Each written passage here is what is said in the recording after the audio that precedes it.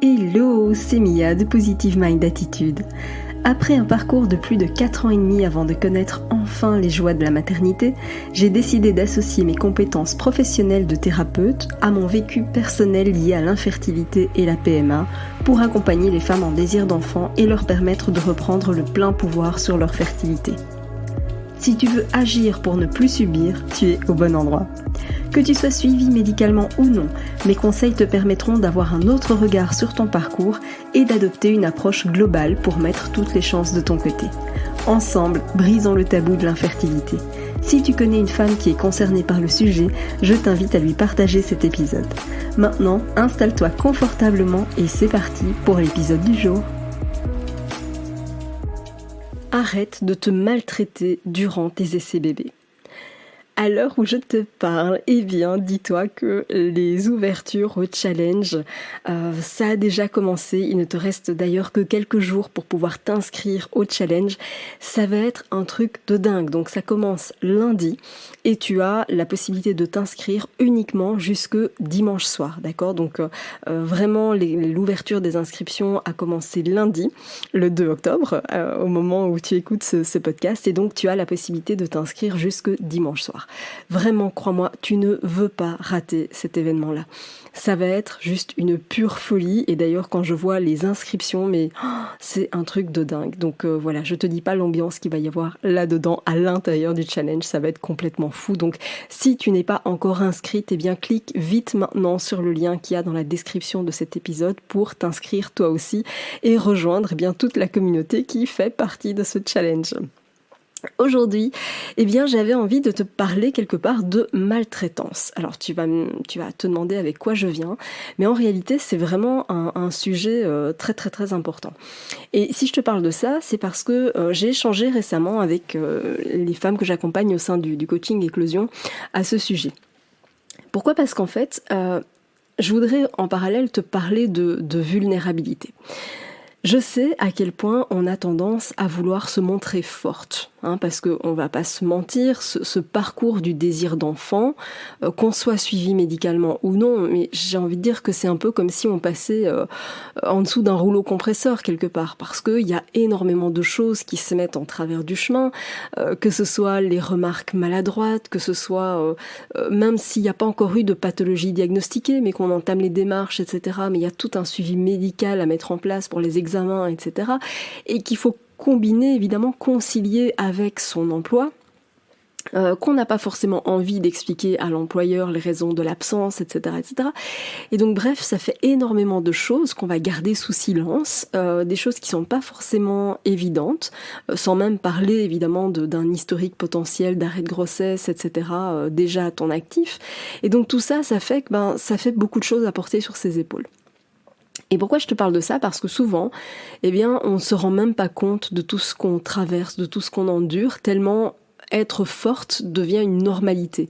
Tu te forges une telle carapace, tu te mets de telles injonctions, finalement, que tu considères quasiment que c'est normal. Et en fait, ce que je veux échanger, ce que je veux t'amener à réfléchir aujourd'hui, et c'est vraiment la raison pour laquelle j'avais envie d'échanger avec toi sur ce sujet, c'est parce que j'ai eu cet échange avec quelqu'un au sein du programme de coaching. Et pour te donner un exemple, elle ne s'autorisait pas à être en arrêt. Tu sais, ne fût-ce qu'un jour, 2 jours, 3 jours, parce que, poste avec des responsabilités, etc. Et donc, elle se disait que si elle n'était pas là, sa responsabilité allait retomber finalement sur les épaules de quelqu'un d'autre. Et en fait, en faisant ça, elle était constamment en train de se maltraiter. C'est dans ce sens-là que je veux vraiment parler de maltraitance aujourd'hui. Un simple exemple. À un moment donné, elle a quand même dû être arrêtée de travailler pendant quelques jours, quelques temps. Et bien même pendant cette période de repos, elle allait jusqu'à mettre son réveil à l'heure où elle était censée se lever, au lieu de se foutre la paix et de s'autoriser à dormir un peu, beaucoup, autant qu'elle le souhaite en fait. Et ce que je veux entendre par là, ce que je veux te montrer par rapport à tout ça, c'est que souvent, on vit à travers des il faut, je dois, etc., etc. Et en fait, à refuser de te laisser aller, à refuser de voir finalement, d'accepter qu'il y a des moments où on est moins bien, accepter qu'on a besoin d'aide, eh bien finalement ça devient de la maltraitance. Pourtant, en fait, toutes ces injonctions-là que tu te mets te font plus de mal qu'autre chose, tu vois. Et bizarrement, si quelqu'un venait te parler d'un parcours mais exactement similaire au tien, tu ferais preuve d'une bienveillance énormissime, j'en suis convaincue. Et à cette personne-là, tu lui dirais de prendre soin d'elle, tu lui dirais de se reposer, tu lui dirais, enfin voilà, de faire des choses qui sont bonnes pour elle en réalité. Pourtant, tu le fais pas forcément pour toi. Et ça, c'est vraiment, vraiment quelque chose que je vois beaucoup. Parce que pour être tout à fait transparente, la discussion a été initiée avec une personne au sein du coaching. Et puis finalement, quand j'en ai parlé au groupe, eh bien, ça a fait un énorme effet miroir finalement chez beaucoup d'entre elles. Sur des sujets différents, voilà, ça se manifestait finalement un peu différemment. Mais en gros, voilà, on a tellement cette volonté d'être forte, on s'est forgé une telle carapace que derrière c'est compliqué de s'autoriser à montrer qu'on va pas bien, à s'autoriser à dire qu'on a besoin d'aide, etc. Tu vois ? Et en fait c'est vraiment un cercle vicieux parce que quand tu vas pas bien, tu as tendance à forcer, tu vas tirer sur la corde, mais à un moment donné, cette corde, elle va finir par lâcher. Et ça, c'est vraiment trop dommage, tu vois. Et l'idée, c'est de ne pas en arriver jusque-là. Parce que tu ne prends évidemment pas les mêmes décisions quand tu es au bout du rouleau que quand tu as encore de la réserve, quand tu as encore des ressources.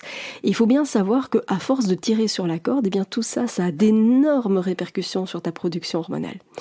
Et en fait, derrière ça, derrière le fait de vouloir rester forte et surtout pas montrer de vulnérabilité, eh bien souvent, derrière ça, se cache tout un tas d'autres choses qui sont de l'ordre du mérite, de l'autorisation. Qu'est-ce que j'entends par là ? C'est que souvent, tu vas par exemple faire des choses pour quelqu'un d'autre que tu ne ferais pas pour toi. Et souvent, il y a une croyance, tu serais par exemple prête à soulever des montagnes pour ton chéri, et ces montagnes-là, tu ne les soulèves pas pour toi. Parce que derrière, il y a peut-être une croyance de je ne le mérite pas, ou en tout cas pour les autres c'est normal, moi c'est après. Et on fait souvent passer les autres avant, tu vois. Et à force de faire passer les autres avant, eh bien c'est comme ça qu'on finit par se maltraiter soi-même. Je le dis souvent, mais tu peux pas donner aux autres ce que tu n'as pas. Tu vois, et c'est important d'être au clair par rapport à ça, parce que souvent on veut continuer à tenir, oui mais si toi tu n'as pas de ressources, si toi tu n'as pas de réserve, au bout d'un moment tu seras plus là pour personne, et tu seras plus là pour toi non plus. Pourquoi ? Parce que quand on est au bout du rouleau, à un moment donné c'est compliqué. Et vraiment, avec tout ce que tu traverses, ce parcours est tellement difficile qu'il est vraiment temps pour toi que tu t'autorises, et j'ai bien dit t'autorises, à avoir des moments où tu as des moments de faiblesse, un moment où tu vas un peu moins bien, des moments où en fait tu as juste besoin d'aide, et c'est normal, tu vois. Et ça, j'avais vraiment envie de t'en parler parce que il y a souvent un niveau d'autorisation qui joue derrière. Tu sais, quand on est enfant, les autorisations, on les obtient auprès de papa-maman, on les obtient auprès d'autres adultes, des éducateurs, etc., des grands, des gens qui sont responsables de nous, qui nous donnent l'autorisation. Et c'est vrai que quand on arrive à l'âge adulte, en gros, on n'a plus d'autorisation à recevoir de personne. Oui, parfois, éventuellement, pour celles qui sont salariées, oui, forcément, elles ont besoin de l'autorisation de leur employeur pour s'absenter. Mais de manière générale, dans la vie, t'as plus besoin de l'autorisation de personne. Mais il se trouve que notre inconscient a tellement été conditionné à ça, et bien que de manière inconsciente, on va attendre l'autorisation de son chéri, l'autorisation de X, Y, Z, etc., proche de la famille, etc. Et en fait, j'ai envie de te dire, à un moment donné, de prendre, toi, la responsabilité de te donner l'autorisation de faire ce qui te tient à cœur. Parce que évidemment, alors bien sûr, il y a des autorisations parfois qui peuvent être nécessaires au niveau médical, ça je l'entends, et encore parfois je pense qu'il est aussi nécessaire de prendre sa responsabilité parce qu'on n'a pas toujours besoin d'avoir l'autorisation de. Ça dépend du sujet, bien évidemment, tu m'as compris. Mais ce que je veux dire par là, c'est que tu vois, si je reprends son exemple de mettre le réveil alors qu'elle est en arrêt, etc., mais pourquoi ? Mais tout simplement parce qu'elle ne se donnait pas l'autorisation de respirer, de souffler, de prendre soin d'elle, parce que derrière, bien souvent, il y a la croyance de « je ne le mérite pas ».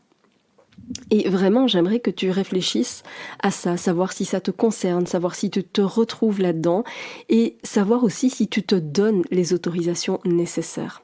Tu vois, j'ai énormément de femmes aussi que j'accompagne qui se sentent quelque part un peu obligées d'échanger en couple pour savoir si vraiment prendre un accompagnement, que ce soit chez moi ou ailleurs, hein, la question n'est pas là, mais si vraiment c'est nécessaire, si vraiment ça va aider dans le projet bébé, etc.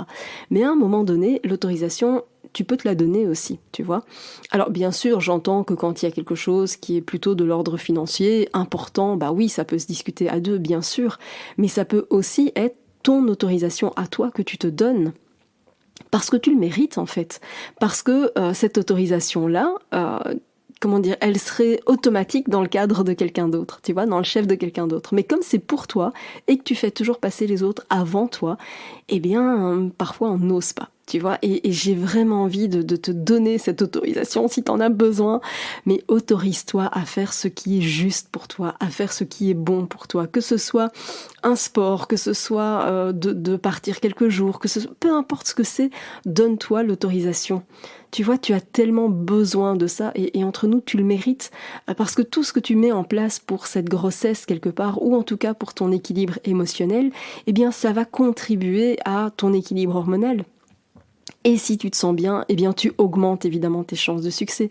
Donc donne-toi cette autorisation de faire ce qui est juste pour toi, de faire ce que tu as envie de faire et qui va te permettre d'avancer. Tu vois, je pense vraiment aussi que le fait d'accepter quelque part tes émotions, qu'elles soient, alors j'aime pas utiliser le mot positif ou négatif parce que pour moi une émotion elle est neutre, elle a juste un message à t'envoyer, mais tu vois le fait d'accepter des émotions qui sont oui certes moins agréables, eh bien c'est aussi une formidable occasion de trouver du réconfort et in fine d'aller aussi trouver de la force dans toutes ces situations.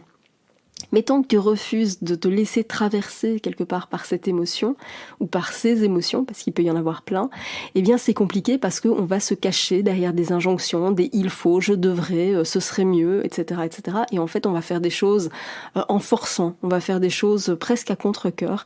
Et ça, c'est évidemment hyper contre-productif pour ta fertilité.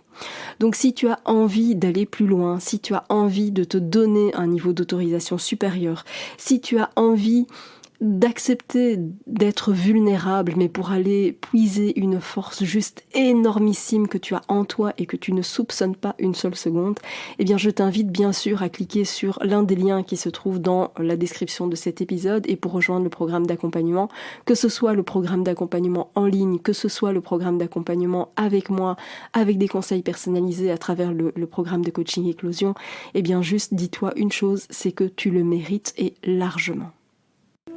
Merci d'avoir écouté cet épisode jusqu'au bout. Si tu veux aller plus loin et bénéficier de plus de conseils, télécharge maintenant mon guide offert sur positivemindattitude.fr. Pour encourager ce podcast, merci de mettre une note et ou un commentaire sur ta plateforme d'écoute. Je te dis à très vite pour un prochain épisode.